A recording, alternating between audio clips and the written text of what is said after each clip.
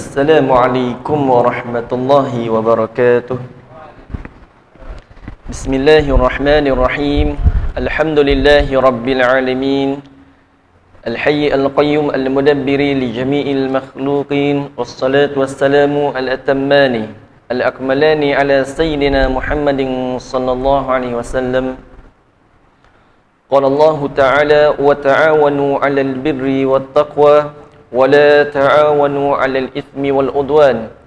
Wa qala Rasulullah sallallahu alaihi wasallam innamal a'malu binniyat wa innamal likulli imrin ma nawa.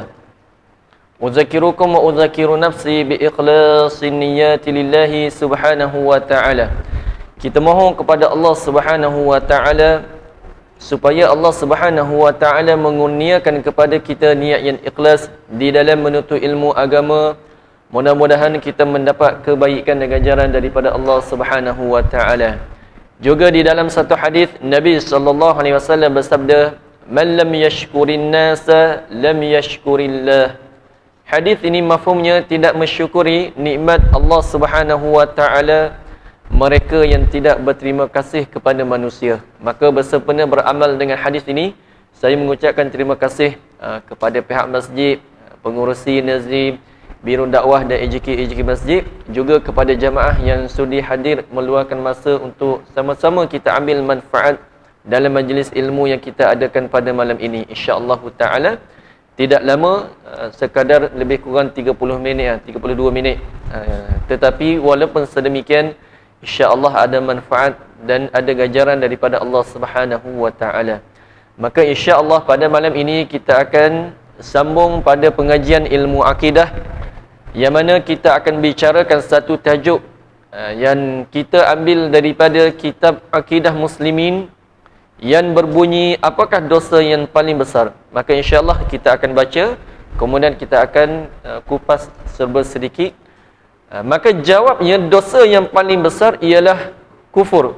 Perkara yang termasuk dalam kekufuran ialah syirik. Makna syirik ialah menyembah selain Allah. Allah Ta'ala berfirman tentang Luqman, bahawa Luqman berkata, "Ya bunayya la tusyrik billah, inna syirka la zulmun azim." Wahai anak kesayanganku, janganlah engkau mensyirikkan Allah, kerana sesungguhnya syirik terhadap Allah itu adalah satu kezaliman yang amat besar. Surah Luqman ayat ke-13.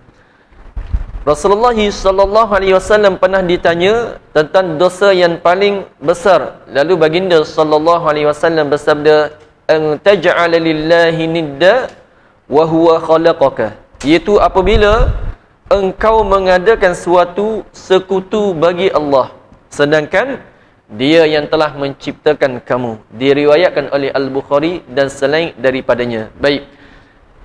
Dalam kitab ini, ia berbentuk soal jawab. Maka kita ambil dalam kitab ini, dalam pengajian ilmu akidah untuk kita sebutkan pada malam ini, yang mana soalan nombor 8 itu berbunyi, apakah dosa yang paling besar? Maka jawabnya adalah kufur. Iaitu seseorang itu dia mensyirikkan Allah Subhanahu wa ta'ala, dia tidak beriman kepada Allah Subhanahu wa ta'ala. Kerana apa? Kerana kufur itu bukan setiap kekufuran ia adalah kesyirikan. Kerana ada kufur yang tidak sampai kepada peringkat syirik. Kufur juga tapi tak sampai kepada peringkat syirik. Dan ada kufur yang sampai kepada peringkat syirik. Yang sampai kepada peringkat syirik ini adalah menyembah selain daripada Allah Subhanahu wa ta'ala. Adapun kufur yang tidak sampai kepada peringkat syirik, seperti seorang itu dia melontarkan mushaf Al-Quran ke tempat yang menjijikkan, maka ini membatalkan iman seseorang, tapi ia tidak sampai kepada peringkat syirik. Maka ulama seperti Ibnu Abidin mengatakan bahawasanya perbuatan melontarkan Al-Quran itu jelas menunjukkan penghinaan terhadap Al-Quran. Yakni dia melontarkan Al-Quran ke tempat yang menjijikkan, maka ini jelas seseorang itu dia menghina Al-Quran, maka ini tidak boleh. Dan semua jenis kekufuran, sama ada kufur yang sampai kepada syirik ataupun yang tidak sampai kepada syirik, sekiranya seseorang itu dia mati dalam keadaan tidak beriman kepada Allah Subhanahu wa ta'ala, maka dosanya itu tidak diampuni oleh Allah Ta'ala. Yang ni ada dua kekufuran yang kita sebutkan tadi.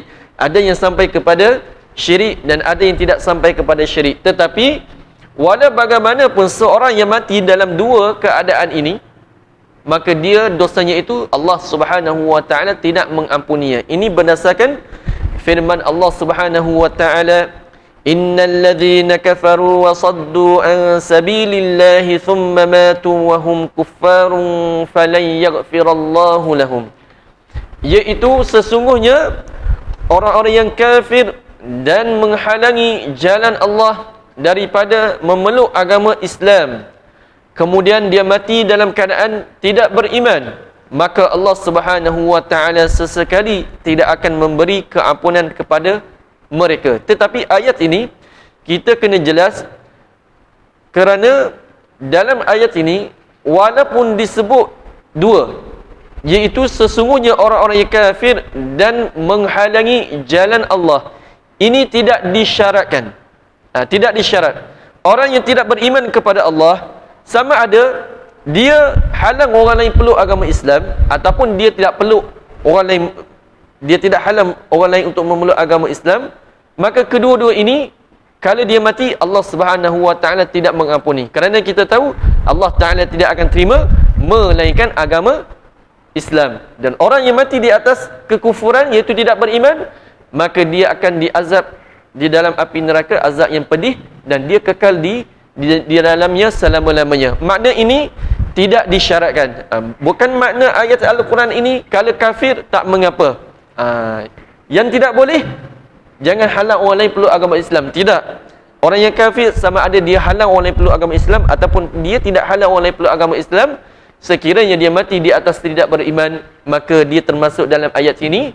Allah Subhanahu wa taala sesekali tidak akan memberi keampunan kepada mereka. Maka kerana itu orang yang mati dalam keadaan tidak beriman, kita tak minta ampun kepadanya, kita tak baca Yasin kepadanya, kita tak tanam di dalam perkuburan Islam, kita tidak baca tahlil kepadanya, kerana dia mati tidak dalam keadaan tidak beriman. Allah Ta'ala tidak mengampuni dosa orang yang mensyirikkannya, dan Allah Ta'ala mengampuni dosa yang tidak sampai kepada syirik.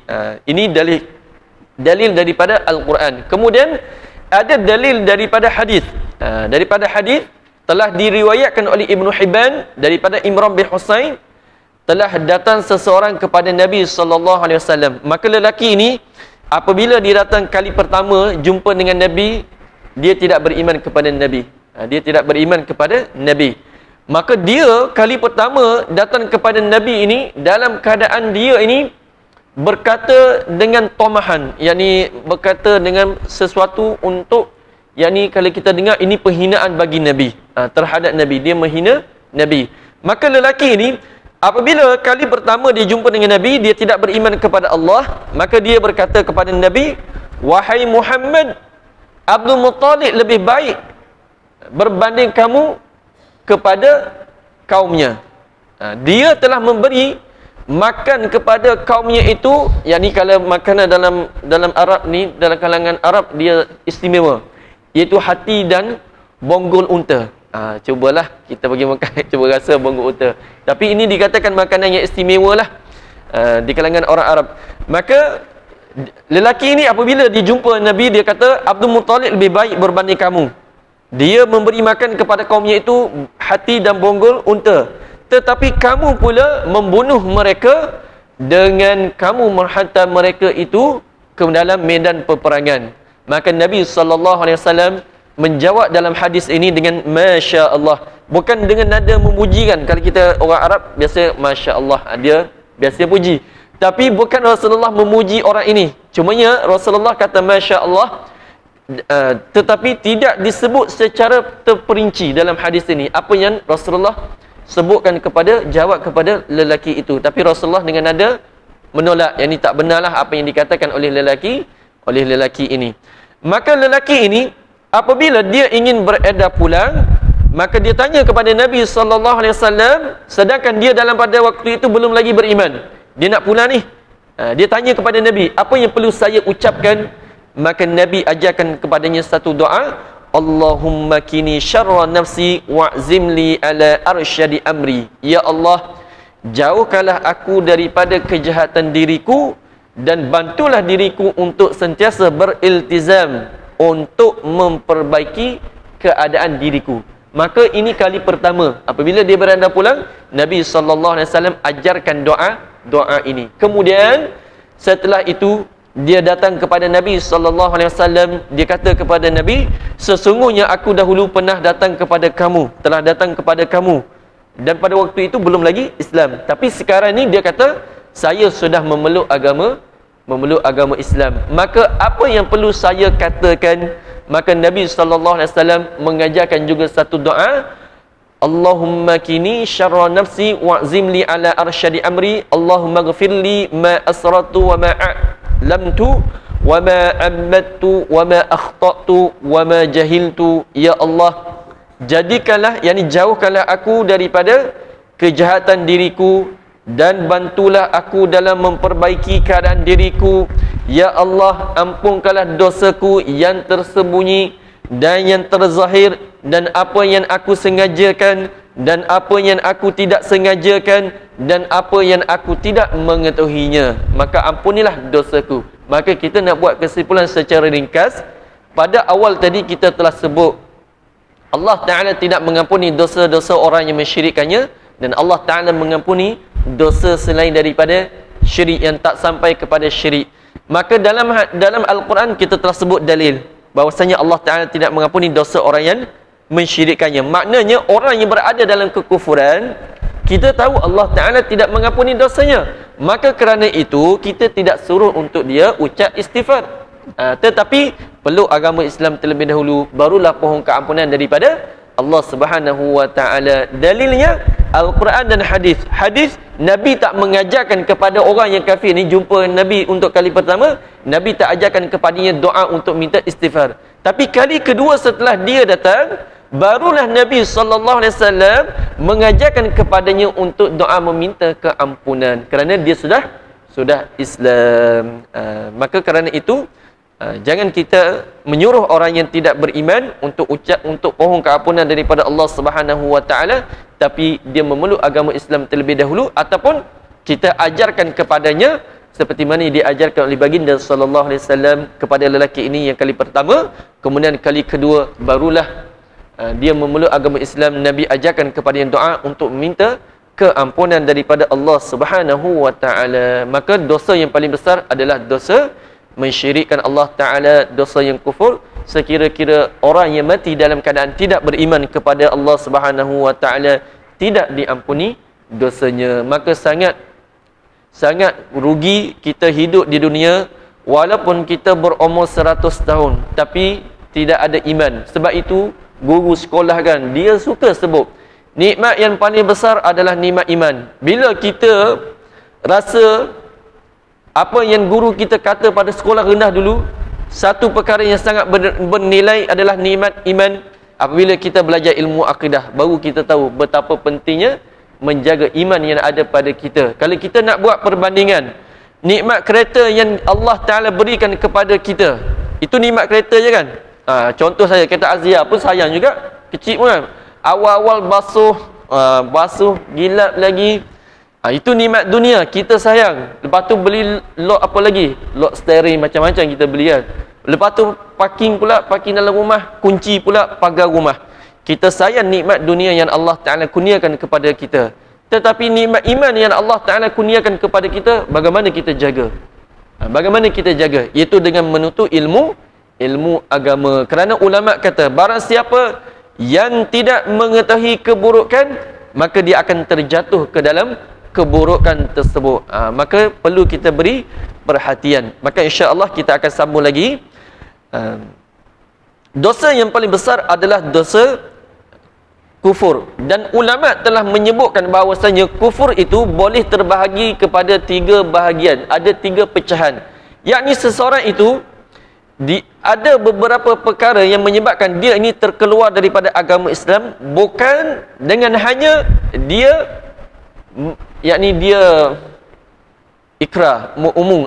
Dia umum saya keluar daripada Islam, bukan hanya dengan perkara tersebut sahaja seseorang itu terkeluar daripada agama Islam dengan dia umumkan dirinya bahwasanya saya telah keluar Islam. Tidak, tetapi kalau kita tengok kitab-kitab yang dikarang oleh para ulama seperti Syekh Daud Al-Fatani, Tuan Mina Al-Fatani, beliau telah mengarang beberapa kitab untuk menunjukkan bahwasanya murtad ataupun riddah ataupun perkara-perkara yang boleh membatalkan iman itu terbahagi kepada 3 bahagian, dan ini adalah disepakati oleh para ulama, bukan di kalangan ulama mazhab Syafi'i sahaja, tidak. Ulama yang murtabar ada 4 kan, Syafi'i, Hanafi, Hambali dan Maliki. Maka kesemua ulama di kalangan 4 mazhab ini, di kalangan mereka itu bersepakat, dan ada di kalangan setiap kalangan ulama yang menyebutkan bahawasanya murtad, yakni boleh, yakni keluar daripada agama Islam itu boleh berlaku dari sudut 3 bahagian. Antaranya Imam Nawawi, juga Ibnu Mukri. Ini ulama daripada 4, yakni daripada 4 mazhab, antaranya Imam Syafi'i. Dan antara ulama mazhab Syafi'i seperti Imam Nawawi dan Ibnu Mukri. Mereka ini menyebutkan bahawasanya murtad itu boleh berlaku dari sudut keyakinan, perbuatan dan perkataan. Keyakinan, perbuatan dan perkataan. Juga Ibnu Abidin daripada ulama mazhab Hanafi. Kita telah sebut 2 mazhab. Dan ada mazhab Maliki, iaitu Syekh Muhammad Illaj daripada mazhab Maliki. Juga daripada Al-Buhuti daripada ulama mazhab Hambali. Maka kita telah sebut ini adalah kesepakatan ulama, dan kita telah sebut nama-nama ulama di kalangan 4 mazhab yang mana mereka menyebutkan bahawasanya riddah atau murtad atau perkara yang boleh menyebabkan seseorang itu terkeluar daripada agama Islam terbahagi kepada 3. Maka sangat penting untuk kita belajar ilmu akidah. Kita bukan hanya belajar tentang keimanan sahaja, tetapi kita juga belajar apakah perkara-perkara yang membatalkan iman. Contoh solat. Adakah solat kita hanya belajar tentang rukun-rukun dan syarat-syarat, kita tak belajar perkara-perkara yang membatalkan solat? Tidak. Kita ada belajar perkara-perkara yang membatalkan solat supaya kita dapat menjauhi diri kita daripada melakukan perkara-perkara yang membatalkan solat. Bukan kita nak buat, kita belajar, bukan nak buat, tapi tujuannya adalah untuk menjauhkan diri kita daripada melakukan perbuatan tersebut. Maka begitu juga dalam soal keimanan. Setelah kita belajar tentang keimanan, juga kita belajar apakah perkara-perkara yang boleh merosakkan iman kita. Di sini kita nak sebut satu perkataan Syekh Daud Al-Fatani dalam kitabnya yang berjudul Sulam Al-Mubtadi. Kata beliau, yakni Syekh Daud Al-Fatani ini sebelum beliau memberikan contoh-contoh yang boleh membatalkan iman, maka beliau berkata sebelum itu, beliau berkata, kami berlindung dengan Allah daripadanya. Ini merujuk kepada perkara-perkara yang boleh membatalkan iman. Kami berlindung dengan Allah, yang kita berlindung dengan Allah daripada perkara-perkara yang boleh membatalkan iman kita. Dan sungguhnya telah banyak yang demikian itu pada zaman ini, yakni zaman Syekh Daud, mungkin lebih kurang 200 tahun yang lalu. Yang ini pada zaman Syekh Daud Al-Fatani, pada waktu itu pun telah banyak pada zaman itu, sebab memudahkan mereka pada perkataannya, hingga bahawasanya keluar setengah daripada mereka itu perkataan yang mengeluarkan diri daripada Islam. Waliyazubillahi ta'ala. Syekh Daud Al-Fatani, beliau sebut dalam kitabnya yang berjudul Sulam Al-Mubtadi, ada di kalangan manusia pada zaman beliau yang mana mereka ini bermudah-mudahan untuk bertutur kata, sehingga kan setengah daripada mereka itu keluar perkataan yang menyebabkan mereka keluar daripada Islam. Dan Syekh Daud Al-Fatani kata, mereka ini yang ucap perkataan tersebut yang mengeluarkan diri daripada Islam, mereka tidak anggap apa yang mereka ucapkan itu dosa. Dia tak tahu ini sebenarnya dosa, tapi mereka tidak tahu. Maka Syekh Daud kata, istimewa pula hukumnya kufur dan murtad. Tapi sebenarnya apa yang mereka ucapkan bukan sekadar dosa, tetapi hukumnya itu menyebabkan mereka ini dihukum keluar daripada agama Islam. Waliyazubillahi ta'ala. Maka Syekh Daud kata, kenapa ini berlaku? Sebab jahil mereka itu akan hukumnya, yakni tak belajar hukum ilmu agama fardu ain, iaitu jahil akan hukumnya kerana tiada belajar dan menutup yang wajib ke atas mereka itu mengetahui daripada fardu ain. Maka ini telah kita sebut kejahilan itu membahayakan. Orang yang tidak tahu keburukan, boleh jadi dia akan terjatuh ke dalam keburukan. Maka ini apa yang disebut oleh ulama Melayu, ulama Fatani, yakni ulama Nusantara. Dan apa yang disebutkan oleh Syekh Daud Al-Fatani ini sebenarnya bertepatan dengan hadis. Itu diambil daripada hadis Nabi SAW yang berbunyi, innal abda la yatakallamu bil kalimah la yara biha ba'sa yahwi biha fin nari sab'ina kharifa. Sesungguhnya seseorang hamba itu mengucapkan satu perkataan yang dia tidak anggap membawa kemudaratan, tetapi disebabkan perkataan tersebut dia dihumbankan ke dalam neraka yang jaraknya itu 70 tahun perjalanan. Okey, kita nak flashback, balik kan. Tadi kita sebut Syekh Daud Al-Fatani menceritakan bahawasanya pada zaman beliau ada di kalangan orang, di kalangan manusia yang mengucapkan satu perkataan yang menyebabkan dia ini dihukum keluar daripada agama Islam. Kemudian kita kata bertepatan dengan hadis Nabi.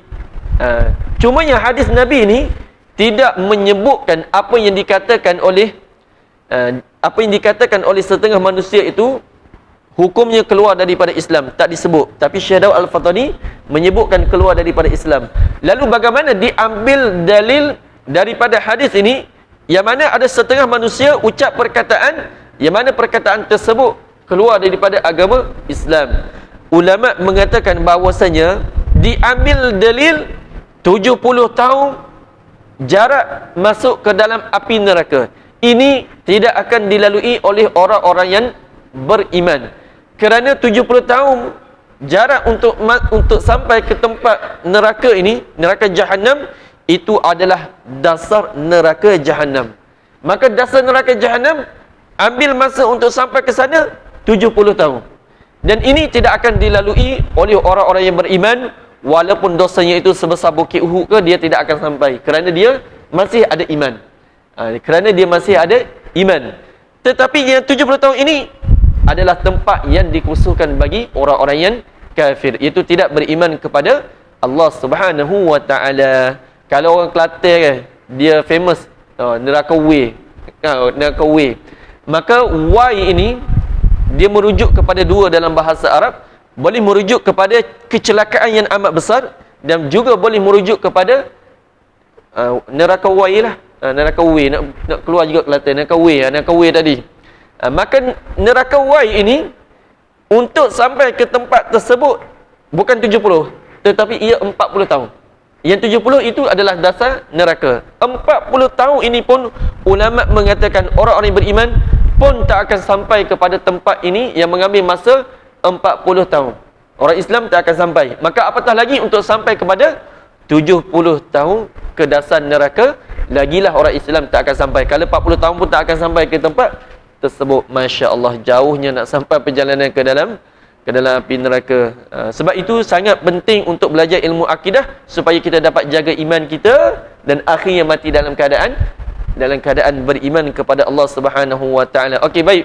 Hadis yang tadi, siapakah ulama yang menyebutkan bahawasanya apa yang disebutkan itu membatalkan iman? Iaitu Syekh Ibnu Hajar Al-Asqalani. Beliau apabila menafsirkan hadis ini, beliau berkata, wa zalika ma kana fihi istighfafun billahi aw bi syari'atihi. Iaitu beliau berkata bahawasanya dan perkara tersebut, yakni merujuk kepada yang boleh menjerumus ke dalam api neraka itu sebenarnya adalah seperti menghina Allah atau menghina syariatnya. Maka hukum ini keluar daripada agama Islam, dan orang yang betul-betul beragama Islam, dia tidak akan menghina agama Islam. Adakah dapat diterima oleh akal orang yang beriman kepada Islam tapi dia sendiri mencaci Islam? Tidak. Orang yang beriman, dia tidak akan mencaci Islam, tapi dia akan cinta kepada Islam melebihi dia cinta kepada dirinya, dia cinta kepada Allah melebihi dirinya. Maka ini hukum mencaci Allah Ta'ala, hukumnya keluar daripada agama Islam, dan ia tidak akan dilakukan melainkan orang tersebut adalah orang yang tidak beriman kepada Allah Subhanahu wa Ta'ala. Kita tidak syak kenapa nak caci Allah, Kalau orang beriman, mereka tidak akan mencaci Allah, melainkan orang yang tidak beriman, iaitu yang memusuhi Allah Subhanahu wa taala. Dan ini ada kesepakatan ulama seperti yang dinukilkan oleh Qadi Iyad. Beliau berkata dalam kitabnya Asy-Syifa, beliau berkata, la khilafa anna saballahi minal muslimin kafir. Beliau berkata, tidak ada khilaf di kalangan orang Islam yang mencaci Allah Ta'ala, hukumnya itu keluar daripada agama Islam. Maka di sini hendaklah kita berhati-hati, jangan kita mencaci Allah Subhanahu wa Ta'ala walaupun kita berada dalam keadaan sangat marah. Kita tak boleh mencaci Allah. Adakah kita dibenarkan untuk menampar wajah isteri kita apabila kita berada dalam keadaan yang sangat marah? Tidak boleh. Maka begitu juga tidak boleh untuk kita mencaci Allah Subhanahu wa Ta'ala walaupun kita dalam keadaan sangat marah. Ada setengah di kalangan mereka yang naik motosikal setiap hari hujan, maka dia tidak sabar lalu dia mencaci Allah Ta'ala. Ini tak boleh. Tidak boleh kita mencaci Allah Subhanahu wa Ta'ala.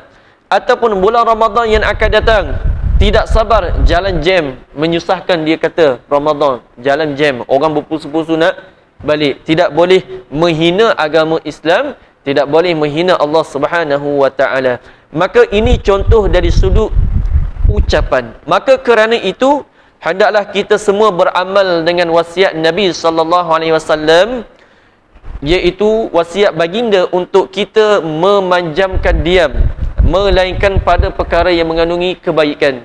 Kerana Nabi bersabda, innaka lan tazalu saliman ma sakatta, iaitu dalam banyak keadaan jika kamu kekal berada dalam keadaan diam, maka kamu akan selamat. Tetapi sekiranya kamu bertutur kata, maka akan ditulis ke atas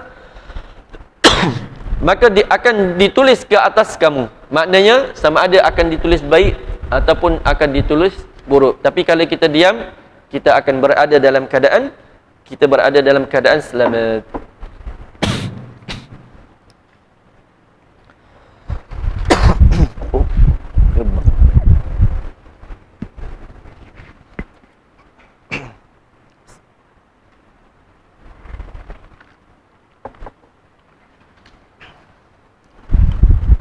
Maka kerana ini, guru saya pernah memberi nasihat, hendaklah kalian sentiasa memilih untuk berada dalam keadaan selamat apabila ingin mengucapkan sesuatu perkataan. Kita telah sebut tadi, Syekh Al-Fatani, daripada perkataan beliau menunjukkan bahawasanya di kalangan manusia, dia bermudah-mudahan untuk bertutur kata. Ada sebahagian manusia untuk menjadikan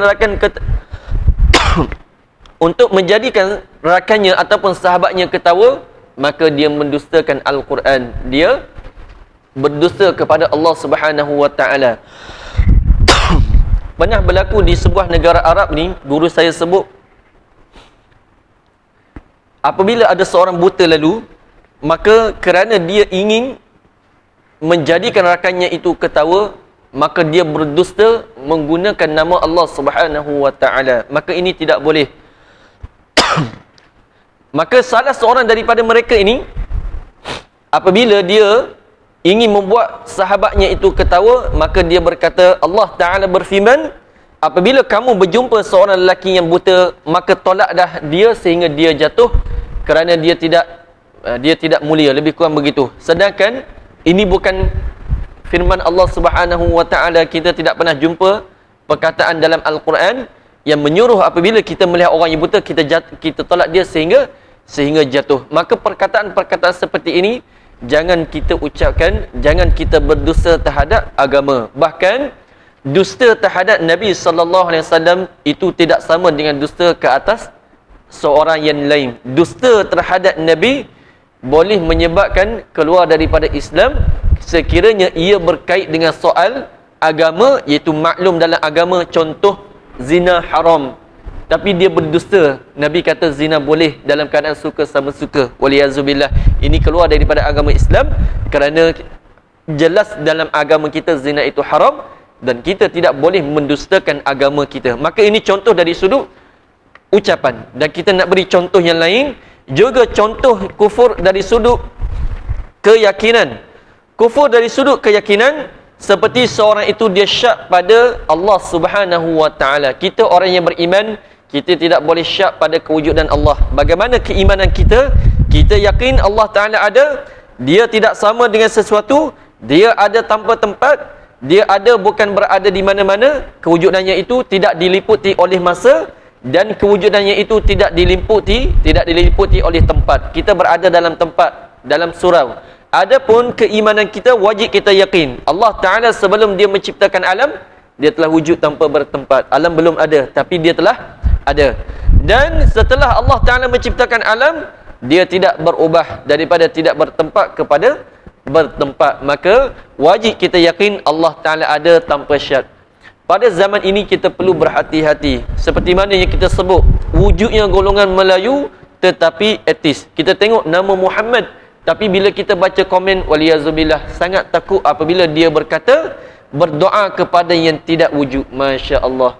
Dia sampai berkata sedemikian. Ini golongan etis yang menafikan kewujudan Allah Subhanahu wa taala. Tapi nama Muhammad, nama Muhammad tidak lain tidak bukan orang Islam. Tapi apabila tidak diajarkan ilmu akidah yang mantap dalam hatinya, maka dia mempertikaikan Allah Ta'ala tidak wujud. Kita nak sebutkan dalam soal akidah, bukan menjadi kayu ukuran bagi kita sesuatu yang akal dapat fikir, maka itu adalah kayu ukuran kita. Tidak. Bukan kayu ukuran kita, akal dapat fikir, maka itu jadi pegangan kita. Tidak. Kerana ada sesuatu perkara yang akal tidak dapat fikir, tetapi kita beriman dengannya. Kita bagi contoh. Sebelum wujudnya cahaya dan sebelum wujudnya kegelapan, tak ada cahaya dan tidak ada kegelapan. Tetapi adakah akal kita boleh fikir tempoh tersebut, yakni waktu tidak ada cahaya dan tidak ada kegelapan? Boleh akal kita fikir? Tak boleh fikir sama ada keluar cahaya ataupun keluar kegelapan. Tak begitu. Yang ni ada dalam alam ini satu waktu yang belum ada cahaya, belum ada kegelapan. Tak ada cahaya dan tak ada kegelapan. Allah Ta'ala yang mencipta cahaya dan mencipta kegelapan. Maka tempoh tersebut yang belum ada cahaya dan belum ada kegelapan, akal kita tidak boleh fikir. Akal kita tidak boleh fikir. Tapi kita beriman adanya satu tempoh yang mana belum Allah Ta'ala ciptakan cahaya dan Allah Ta'ala belum ciptakan kegelapan. Tapi akal kita tidak boleh fikir. Walau bagaimanapun kita beriman adanya satu waktu belum ada cahaya dan belum ada kegelapan. Maka begitu juga kita tidak menafikan kewujudan Allah Ta'ala kerana akal tidak boleh memikirkan tentang Allah Subhanahu wa Ta'ala. Tidak. Bukan dengan makna akal tak boleh fikir tentang Allah Ta'ala, maka ini maknanya Tuhan kita tidak wujud. Bukan dengan makna akal tidak boleh gambarkan Allah Ta'ala, maka Allah Subhanahu wa Ta'ala tidak wujud. Tidak. Kita yakin alam ini adanya pencipta, mustahil adanya alam ini tanpa yang menciptakannya, iaitulah Allah Subhanahu wa Ta'ala. Maka keimanan kita adalah kita yakin Allah Ta'ala yang menciptakan alam ini, Allah Ta'ala ada tanpa tempat, dan Allah Subhanahu wa Ta'ala tidak sama dengan sesuatu, dan Allah Subhanahu wa Ta'ala tidak boleh dibayangkan, dan apa yang tergambar dalam fikiran kamu tentang Allah Ta'ala, maka Allah Ta'ala tidak seperti itu. Maka ini kita kena berhati-hati. Di Facebook, di Instagram, kadang-kadang dia kata apa? Dia kata, saya apabila saya nak khusyuk, maka saya bayangkan Allah Ta'ala berada di hadapan saya sedang memerhatikan saya. Waliyazubillah. Nabi sallallahu alaihi wasallam bersabda, la fikrata fi rabb, jangan kalian berfikir tentang zat Allah Ta'ala. Dan ulama kata, apa sahaja yang tergambar dalam fikiran kamu, maka itu bukannya Allah Subhanahu wa Ta'ala. Bahkan ulama kata, kalau seorang itu dia bayang Allah Ta'ala berada di hadapannya, kemudian dia yakin itu adalah Allah Subhanahu wa Ta'ala, maka dia jatuh ke dalam kesyirikan. Kerana apa? Kerana ulama kata, akan yang dibayang itulah yang dia sembah. Waliyazubillahi ta'ala. Kerana itu bukan Allah Subhanahu wa Ta'ala. Maka ini kita kena jelas, kita tidak boleh mensyirikkan Allah Ta'ala, tidak boleh kita menyamakan Allah Subhanahu wa Ta'ala dengan makhluk. Maka ini contoh dari sudut keyakinan. Dan tidak boleh kita yakin Allah Ta'ala bertubuh badan, kerana Allah Ta'ala laisa kamitsli syai'. Allah Ta'ala tak sama dengan sesuatu. Kita bertubuh badan. Adakah kita mencipta orang lain? Adakah kita mencipta diri kita? Tidak. Maka Allah Ta'ala dia pencipta makhluk, tapi kaedah dalam ilmu akidah pencipta tidak sama dengan apa yang dia cipta. Maka kita meyakini Allah Ta'ala bukan cahaya, Allah Ta'ala bukan matahari, Allah Ta'ala bukan roh, Allah Ta'ala bukan bertubuh badan seperti manusia. Ini dari sudut keyakinan. Adapun dari sudut perbuatan, seperti menulis ayat Al-Quran dengan najis, dengan air kencing, maka ini menyebabkan keluar daripada agama Islam. Ataupun ada sebahagian tempat menggunakan azimat. Kita guna azimat boleh, tidak ada masalah dengan keyakinan yang benar. Seperti mana kita minum air, kita tidak yakin air yang memberi hilangnya haus, tapi itu adalah sebab. Contoh kalau kita belajar ilmu perubatan, contohnya kita tak nak anak kita ni diganggu jin, maka kita tulis ayat Al-Quran, kita letak bawah bantal, itu boleh. Tetapi ada sebahagian tempat ni yang terjebak dengan teroris, dia tulis ayat Al-Quran, dia letak dalam tubuh, dia nak buat azimat. Ini golongan sesat, ini keluar daripada agama Islam. Dia tulis Al-Quran, masukkan dalam dubur. Maka sampai sini kita tak berhajat untuk panjangan. Lebih kurang ada 2 muka surat lagi, tak sempat nak habiskan. Nantilah kita akan sebutkan pada masa yang akan datang. Semoga memberi manfaat. Dan saya sempat ke nak ambil peluang sedikit untuk mengucapkan selamat berpuasa kepada semua, dan kita harap Allah Ta'ala terima puasa kita pada Ramadan yang akan datang ini, dan segala amal ibadah kita mohon Allah Subhanahu Wa Ta'ala terima ibadah kita. Selamat berpuasa semua. Tahlil 3 kali dan selawat 3 kali. La ilaha illallah, la ilaha illallah, la ilaha illallah. Allahumma salli ala sayyidina Muhammad wa ala alihi.